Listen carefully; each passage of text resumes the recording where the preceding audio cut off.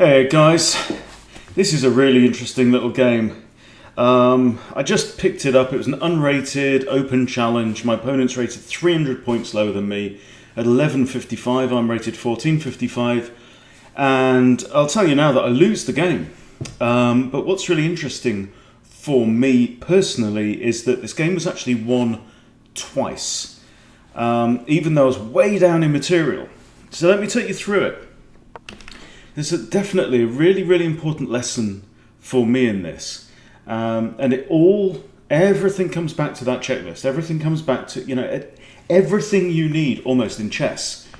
The signposts are there in the 10-point checklist. So we've got a Caro-Kann defense. So I play this fantasy variation. Now I bring up my bishop. So black doesn't want to exchange in the middle and swap off a centre pawn for a wing pawn. Fair enough. So they play this little pyramid structure. I bring out my bishop so that I can put my knight behind it, maybe castle kingside. Now we have an exchange in the middle, but because I've put my bishop here, my queen is no longer defending this pawn, so I have to recapture with the bishop rather than the f pawn. So maybe that putting the bishop there wasn't the best move, but hey. And one of the things that I notice in this is that obviously when you're playing at somebody that's lower rated than you, it's really important to maintain the same kind of mental discipline. You're going to channel your inner bastard. You've got to get your evil on, all that kind of stuff that we talk about. You've got to be clinical. You've got to do everything right, yeah? And in this game, I kind of felt like I was just trying to chip away at my opponent. But you'll see what I mean as we go on. So I pin the knight, he breaks the pin, I bring out my knight, he kicks the bishop, I retreat my bishop to f4. Okay, now so far, everything's kind of normal. Castles, I bring out my knight, and now he comes after my pawn. Okay, and I've got a few options here. So what I decide to do is push my queen up to d2, thinking like, if he takes the pawn, I'll probably recapture with that knight. And I've got ideas now of capturing this pawn. Pawn takes, queen takes, and then if this knight is out of the way, I've actually got h7 potentially mate. Okay, so he takes there, I take with the knight. Now knight comes out again. So far, 2 pawns each, all normal. I castle long, giving me some spare pawns that I can throw up the board at my opponent. And now he rolls out. See, I should have seen this, right? You line up all your pieces in a row. You've got 2 pieces side by side. You're begging for a pawn fork, right? So pawn fork. And here I messed this up. So obviously the pawn can take one of my pieces, okay? Now, if I capture the pawn, knight will take. That would probably be okay. But here I make the totally wrong call. And I capture the pawn on h6 with my bishop. Now, this then allows the pawn to take my knight, but behind my knight, or beyond my knight, there's another piece. So now I capture the pawn on g7, and now the pawn takes, okay? And I bring my queen into g5. Now, this looked quite evil, right? And you have to understand, at this point I'm 2 knights down. I'm 2 whole pieces down for the sake of a couple of pawns, right? So I'm -4 in material. Now, I think what happened here was I thought, oh, this is quite good. I'm protecting my bishop. I'm preparing maybe a discovery. I could capture the rook, this, that, the other, right? What I didn't notice is that I could have played queen h6 and then queen h8 for an unstoppable checkmate, right? Maybe not immediately, but so if I'd have played queen to h6 now, I guess he could have blocked with the knight, but then I've got bishop takes, h7 is checkmate anyway, right? So, but I put my queen here. If I'd have put my queen here, the game is over, right? It's won. And material is immaterial if you get checkmated. So here again we have pawn takes b2, and I put my king in front of the pawn, using the pawn as a human shield. Okay, now knight takes my bishop, and this comes with a discovered attack by the bishop, backed up by the queen. So my queen is under attack twice, right? And now I move my queen to h6. So now I realise that I have mate in 1. And here, my opponent plays knight to c3, check, attacking both the king and forking the rook.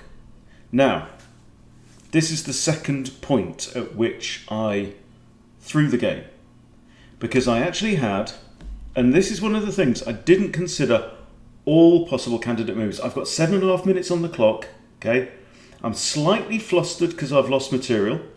I'm actually 3 minor pieces down at this point, but I know I've got a checkmate looming, okay? So what I should have done is notice that the bishop can just grab the knight, and I still have checkmate on h8. So I could have just grabbed the knight quite happily. Instead, I capture with a king, because all I want to do is get this move in, right? Now, knight takes rook. Okay, now, at this point in time, I make another blunder. The move that I see that I'm worried about is queen b6. Right, queen b6 comes with check and also forks my queen. So if he gets to play his queen here, okay, I have to move my king out the way somewhere, and then he can trade off queens, and he's in a 1 position pretty much. I mean, look at the material I've got. I've got nothing left, okay? So all I've got here is this threat, okay? Now, I could have moved my king here, and then if he checked me with a knight, again, I could have maybe found that move, right? But I could maybe even have played, I don't know about king a1, but I play king to c1. And can you see my opponent's winning move now? All right? I put my king and my queen on the same diagonal, bishop to g5, and there's nothing to be done. Okay, so here I resign the game. But this is the thing, it was won twice, right? With this move, yeah, I'm down 2 minor pieces. All I needed to do is put it there. And for some reason, I thought, let's put the queen here. That'll do. That's good enough. It's a move. It's got threats. Okay? But this would have been an unstoppable mate. And for some reason, I got to the point of this, with 8 minutes still on my clock, right, from a 10-minute game, and I stopped thinking. So the lesson that I'm learning, the lesson that I'm taking away from this is, it's the old classic adage, isn't it? When you find a good move, look for a better one.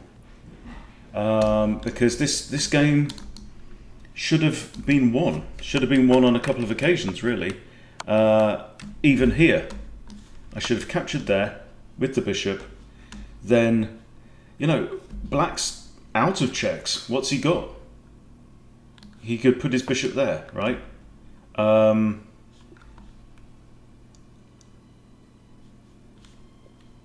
What would I do at this point in time? Take. Then what? Queen takes. So I'm still 5 points of material down, but my opponent has got shocking pawns. So I don't know. You know, it's not all over.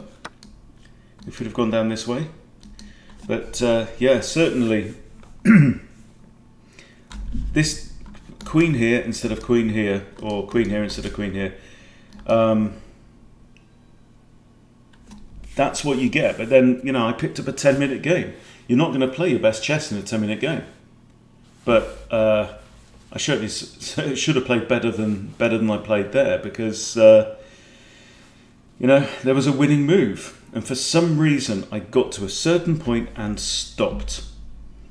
And if I'm going to do that, I shouldn't expect to progress in chess. You know, I've kind of reached my limit. If I'm going to think up to a certain level of effort and then stop thinking and just give up, then I've reached just about my potential. So I know for myself now what the next step in the path is. It's to find better moves. I mean, what else is there in chess, right? Find better moves. But yeah, definitely a kind of a poignant lesson for me in that one, because that game was won. It was there for the taking, and for some reason I just eased off, right? Yeah, I was behind. I was well behind in material. I should have doubled down on my evil at that point. I should have been like a cornered animal. I should have fought harder than I fought. So maybe playing unrated games is not the healthiest either. Who knows? But yeah, I just thought I wanted to share that with you guys. I thought you might find that interesting and instructive. Because I had a lesson yesterday with Ed, and that was definitely something that came up. Is this idea of kind of chipping away at your opponent, just grinding down your opponent. But it's our job, really, as chess players, that if there's a forced mate in two, force mate in two. Do it, guys. That's what we're supposed to do. That's what we should do when we're playing chess, right? If we want to be good, if we want to improve and be better players, that's what we got to do. We got to find better moves over and over again. So yeah, just a little bit frustrating and embarrassing, really. Didn't lose any rating points, but it's not all about rating points. I want to be a better player. So there you go. Big lesson for me today. Hope it's been useful for you. Thanks for watching, and I'll see you later.